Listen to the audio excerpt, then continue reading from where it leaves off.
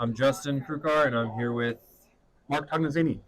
and we are at Tognazzini's Dockside Restaurant. It is 4/20/2024, and well, what is your occupation? Uh, I don't have a definite title, but I work here at Dockside. I do just about everything.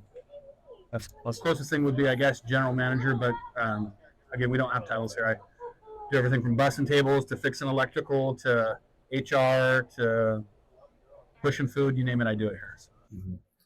Where were you born? I was born in San Luis Obispo. I'm 46 years old, just turned 46. And can you describe your upbringing for me, like your interests? Did your parents have any influence on what you did? Yeah, so born and raised into commercial fishing family. My father, that's all he's done his entire life, of course, until we acquired Docksides. Um, Grew up loving the ocean. Morro Bay High School grad, went to Cal Poly, have 2 degrees from Cal Poly, both marine science based, and then didn't end up using them, ended up here, which I guess in some ways I use them, but in many other ways I don't. Cool. And what was your earliest memory of fishing? Uh, it's a good one. It's kind of tough to differentiate between memories and photographs sometimes. I can look back through some old photo albums and see some things that happened that do I actually recall that or do I recall the image? I'm not quite sure. But some of the earliest memories are my father coming in with catches of fish and being super small, going down and not helping him unload, but watching the unloading process. Of course, fishing off of the boat with, a little Donald Duck fishing pole at the time, probably not catching anything, but, because unloading's it's work. It's not like fun, but trying to have fun while he was working. And and so obviously fishing was regarded pretty highly in your family, Yeah, it was lifeline. Yeah, it was one of our main sources of income. My mother was a dispatcher. She worked for the sheriff's department, and my father was a fisherman. That's all he ever did when I was growing up. All I ever knew. And he still does so. He still does. It's been limited the last few years to salmon and albacore, both of which in the last 10 years have been, albacore almost non-existent, and salmon, he's had a couple good seasons, but then recently the last 2 years been closed altogether. So he's getting into his wonder years or his later years in life, and he doesn't have to go out and fishing as much as he used to. He likes to. He's a commercial fisherman. That's what he knows, and that's what he loves to do. But he doesn't have to do it. There's enough work here with the restaurants that we have now that it supplements what we do, and he enjoys it, but he doesn't have to. Good. And what was your first commercial fishing job? It was going to be, of course, on his boat. That's all the experience that I have is going to be related to his boat. I never fished with anybody else.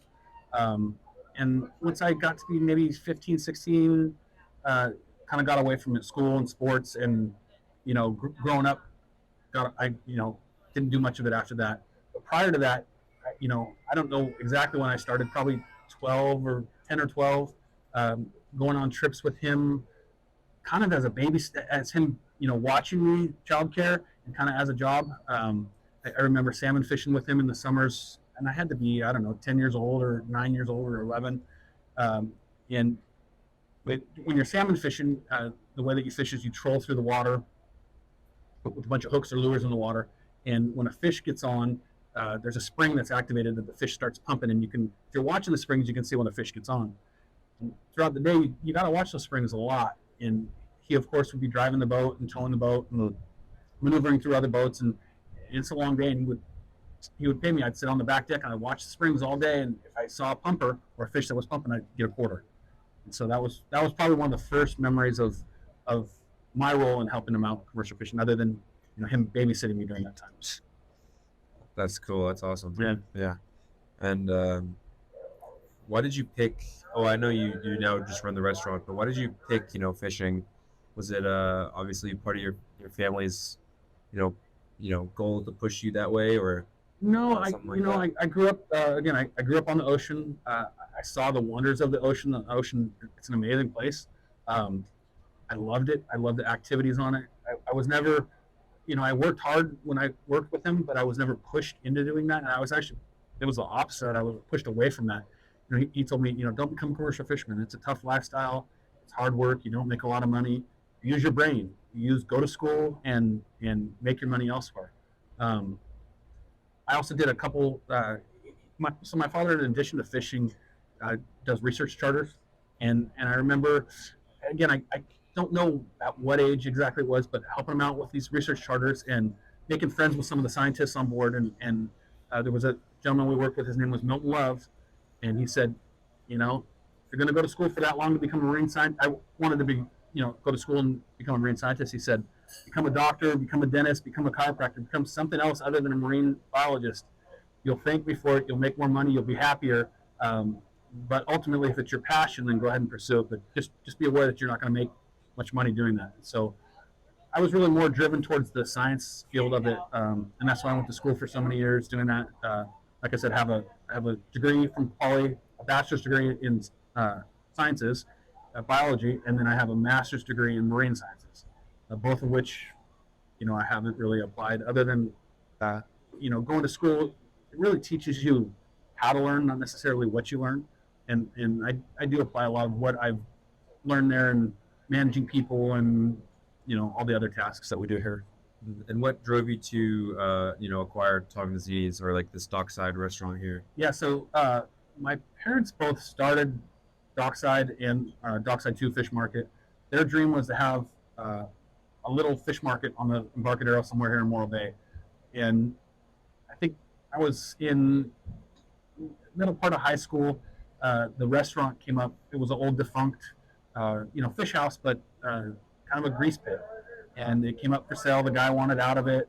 And my parents thought, gosh, let's look at this opportunity and see this. We've talked about having a small restaurant or business on the waterfront. Can we make this happen? And it came up, and him and Hod back and forth. And, finally were able to secure it, took a mortgage out on their house and said, okay, well, let's make a run for it. And they really got the setup on. I didn't have any building the business from the ground up. They were the ones who started it. I've been here for about 14 years now. And so it's really blossomed in that time. And I like to think I have a lot to do with that as far as the skills that I bring to the table. And we kind of we've worked hard. We've had some success. We've been in the right place at the right time. We're busy. Busy doesn't always mean successful. It definitely doesn't mean that you're getting rich because you're busy, but busy is a good thing. So. And as you grew up here, you've been here, working here on the docks.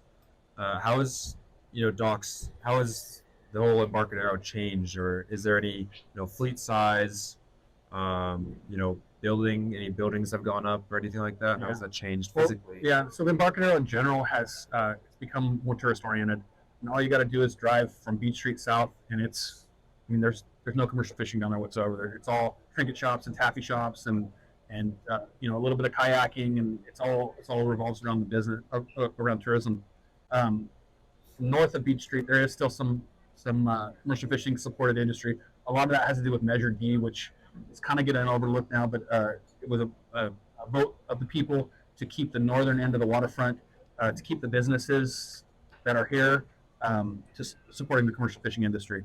And then that's been tweaked and kind of massaged over the years. And some of these businesses have no support of the commercial fishing industry, but some of them still do. And so we're kind of later to catch up to that whole tourism down there, which I hope it doesn't happen on this end of the waterfront. It still kind of gives people that old school Morro Bay feel where they can come and see fish unload, or come and sit us and have oysters, and like we are doing right now, unload a commercial fishing boat that's coming in with rockfish.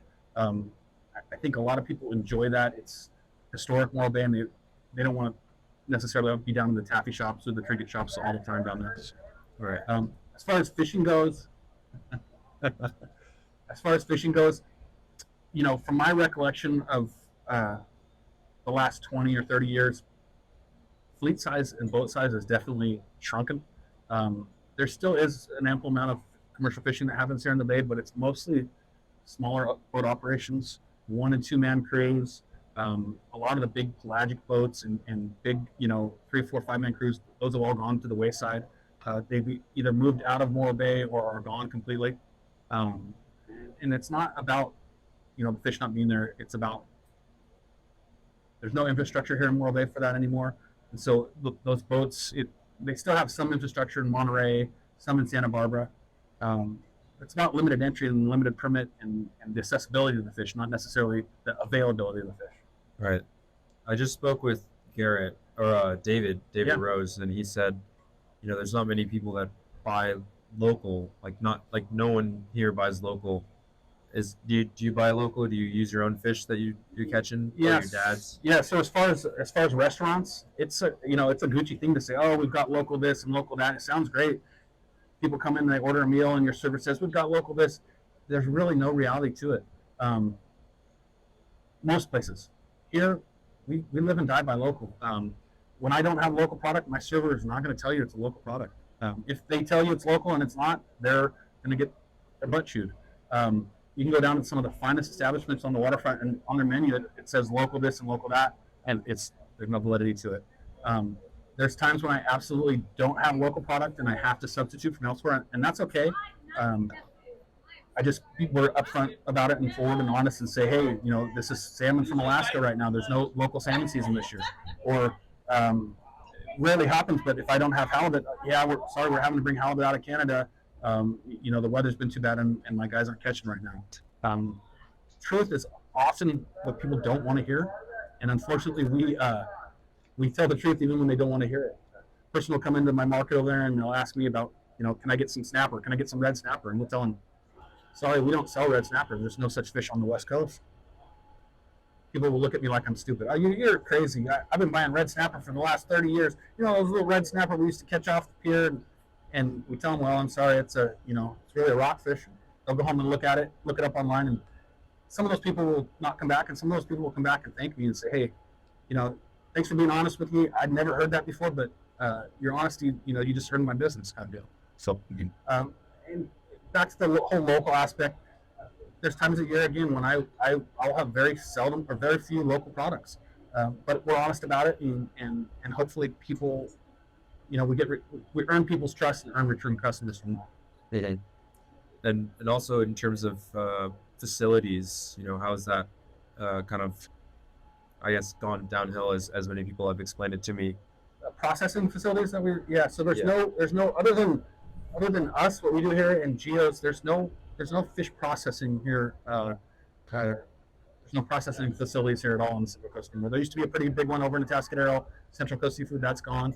There's still processing down in Southern California. Again, Monterey is the closest north. There's some in the city in San Francisco, but that processing infrastructure, it's just not here. So most of the fish that's caught here, it gets trucked and shipped out other ways. Mm-hmm. We buy and process, what we can handle and what a few other restaurants can handle or are willing to handle on special terms basis. I went back and said that most places say local when they really don't. There's a couple places that occasionally will have local product, but for the most part, they don't. A couple places do use us, but again, it's on a hit or miss basis. And is that, I guess, a sign of the times? Is it kind of over for fishermen here? Because lack of infrastructure, people not buying it, people buying international. Yeah, I don't know that it's necessarily over, but local doesn't always mean cheaper, and a lot of places are out for the bottom dollar, and it's cheaper to pick up the phone and say, hey, can I get 40 pounds of this delivered tomorrow? And the guy's going to say yes on the phone. Where it comes from, they don't care. Whereas me, they're going to pick up the phone and they're going to say, hey, can I get 40 pounds of this? And I'm going to say, well, I don't have this rockfish that you're looking for. I may have grenadero, or I may have blackout, I may have something else. But if you want local, you really got to, look for those items seasonally and when they're available. And I don't always have them. And a lot of that has to do with the diminishing fruit size and regulation and time of year and eating seasonally. Places, if they want salmon year round, they're going to have to either, eat frozen salmon, eat farm salmon, or be selective and eat salmon during the salmon season when it is available. So consumers are I don't want to say they're more demanding, but you can get salmon year round and some demand it year round kind of deal. So, but we suggest people eat seasonally.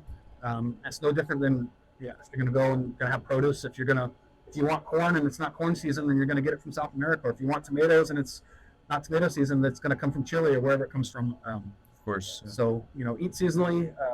as a consumer, I think here's the way to go.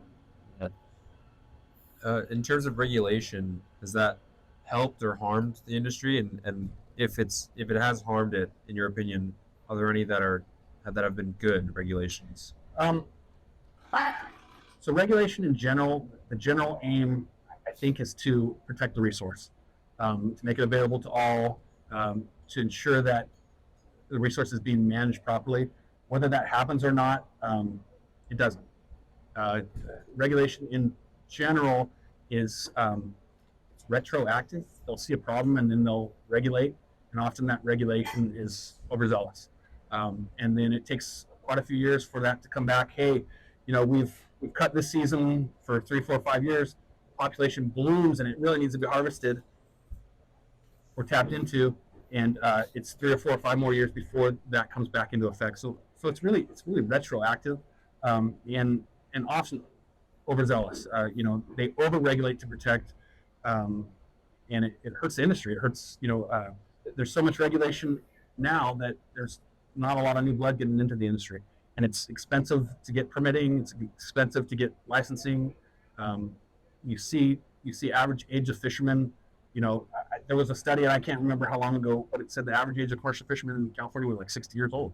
Actually, if you looked at it now, it's even older than that. Guys are getting out of the business, and not a lot of new blood is getting into it because of regulation and because of permitting and whatnot. And so it's definitely hurt the commercial fishing. Yeah. Well, for certain species it has. Definitely for those larger boat, larger industry that we saw, 10, 15, 20 years ago, it's shifted more. There's guys that are getting into different fisheries that are tapping into different resources. But in general, yeah, it's a shrinking industry with not a lot of new blood getting into it. Do you see a lot of the people that I've talked to have told me that like a lot of your hopes are running on Garrett, as both dock manager and the fisherman himself. Mm-hmm. Is he kind of like your only hope right now, or is there any? I like Garrett. We've worked with Garrett a lot. Garrett is a young, hardworking go-getter, out to make a buck. Young family. I mean, he's going after it. He's like a lot of guys used to be. There's not a lot of those guys left in the industry. There's a few of them. He's not the only one. But like I said, it's tough to support a family. It's tough to pay your bills and to do it commercial fishing now. If you're doing it, you're hustling, and Garrett's hustling. So is Garrett the great white hype? Is that, or is he? I don't know, but he is in Morro Bay. He's one of the young go-getters that's out there. There's a handful of other guys, but not like it used to be. Everybody used to have to be a go-getter, and now there's not that availability anymore. And have you seen any change in market demand in there's David told me there's fish right there that are sitting on the dock that haven't been bought. Is that because of greed in the market, or just lack of processors, market demand for like people? Yeah. How has that changed? I think the demand for seafood is there. People always want a deal. They don't want to spend money on local products sometimes because it is more expensive. You see trends where fish or fisheries will be heavily promoted as the new green product. I'm sure that you're talking about black cod, which for many years black cod was it was really not. It was under harvested fish, and then it got a lot of press and it got a lot of publicity about being the new green resource. And hey, let's harvest black cod. It's a resource that we need to tap into. And so for a lot of years, that hype really blew up people, and let's try black cod. Let's try black cod, and the price grew on black cod, the demand grew on black cod, and then now it's kind of come full circle, and it's kind of dropped back down. It doesn't have the hype that it used to have. Black cod's a real unique fish. You either absolutely love it or you don't care for it, and there's not a lot in between. And it just has a real unique flavor profile, and more so than the flavor, the texture profile. It has a real high oil content. It's very velvety, very buttery. Flavor-wise, it's pretty mild, like most whiter fish. But that textural difference, people either absolutely love it or they absolutely hate it. So, I mean, that's black cod, that's the one I'm assuming that you're referring to. But the demand is there for fish. People, consumers in general, are going to go to something that has either been highly publicized or has high name recognition. Salmon, halibut, Whether salmon and halibut, cod, the term cod is often used, which doesn't carry a lot of weight, but they're recognizable. Whether they're better eating fish than fish like a grenadier, which probably hardly anybody has heard of, super up for debate. I'd rather have a nice piece of grenadier any day than a halibut. The halibut has that name recognition, so the demand for those fish are still there. Um, but the demand for grenadier is not there, and people don't recognize it. Yeah. Do you think with all this regulation and things like the nature conservancy groups and or NGOs, is there a middle ground for fishermen and these groups to kind of like, you know, heard a lot of complaints like, oh, these people that make the regulations don't know what they're talking about because they're not fishermen. Yeah. They're not out, watching what they're doing day to day. Is there a middle ground for finding like the perfect regulation or anything, or is it just kind of these people have taken over these groups and there's really no voice for fishermen these days? Yeah, that would be a question more directed for the fishermen because they have their thumb on that. As far as regulation, from what I've seen, you a lot of the people that set regulation they're college grads, and college education has kind of shifted to book smart instead of street smart. A lot of those people aren't sportsmen. They don't have. They may have graduated. They may have the highest GPA. They may hold those high jobs, but maybe they don't have the practical experience. And I do see that. But as far as a middle ground, that's really. I don't stay up on all the regulations. I can't. As a fish buyer, I stay up on the ones that I'm responsible for. But each individual fisherman has their own permit requirements, their own seasonal requirements, and for me to follow regulation on everything it's too much. It's overwhelming for me. And why did you choose not to continue commercial fishing? Was that on the advice of that person you that said was earlier? that was at a super young age. In my early teens. It was mostly from my dad pushing me, telling me, use your brain, don't use your back, don't use your brawn. You can love the ocean all you want, you can have as much passion about it as you want, but be smart about it. You don't want to be like me when you're 60 years old. And I look at him now and I say, well, it's not such a bad thing to be like you. But at the time, you always want better for your kids, and so he really pushed me into that aspect. As far as no love, I absolutely weighed what he told me. I still, went to school to be a marine scientist and kind of strayed from that. But yeah, it was really more from the old man pushing me, saying, don't do what I do, do better. And just to wrap things up, is there any memorable experiences either here at the restaurant or out fishing with your dad? Any great experiences? Yeah, well, the restaurant, there's some great experiences out here at the restaurant. There's some bad ones too. It's a job. I'd like to say I love what I do every day. Those people that have those jobs that can go to work and say that are amazing. I can't. I like what I do most times, but it's stressful. It's hard work. I think stress and success often kind of have to go hand in hand. So there's some great experiences here, but in general, it's a job like any job. Memorable experiences on the ocean. Yeah, I mean the ocean. Growing up in my younger years, it kind of molded me. It molded my love for nature. It molded my awe of the sea. I mean, a lot of people don't get the opportunity to get out and see how vast and inspiring that the ocean is. I mean, it's seeing it from the shore is one thing, but being on it is a totally different thing. There's experiences that I've had. The fishing younger drove me into. I've done a lot of sport diving, a lot of scuba diving, and getting under the water is an experience in itself. If you've never done it, especially here in a location like this, and had really good visibility, had really good conditions, it's a different world that will knock your socks off. So yeah, it's given me a appreciation, love, respect for the ocean, respect for nature in general. And I think as a society, we're kind of getting away from that. We're sitting at home and we can watch it on the computer or we see it on TV, but to experience it firsthand, we're kind of getting away from it in this culture. And lastly, is there anyone else I can talk to that you would recommend? Anyone working at the docks or old people that have retired? Yeah. just depends on what spin, what size you want to get of it. Are you looking for the commercial fishing side? What? Both, yeah. Anyone like any? I'm talking with Annie. I forget the name of her boat, Okay. but she does cruises around the harbor. Okay. Just to get her perspective, I talked to Scott. Like it's Yeah, Scott's and good. He's been around the industry, not so much commercial fishing, but around the industry for a long time. yeah. So both, like both, restaurant or Yeah. any any boats captains that have been around the area for Yeah, a while. Both and commercial.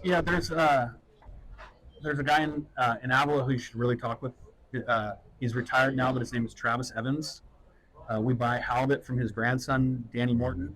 And Danny's one of our primary halibut fishermen. And Danny would be a good guy to talk to, too. He's grown up in the industry.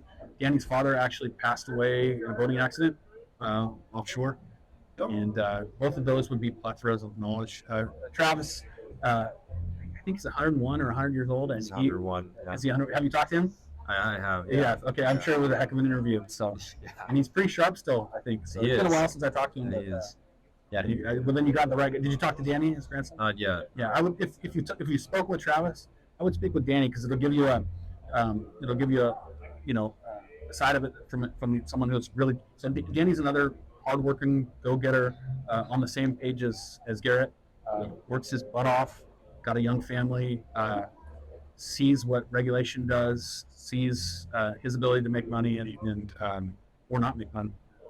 He would be a real good guy to talk to. Awesome. Yeah. Thank you Thanks. so much. Appreciate it. Yeah.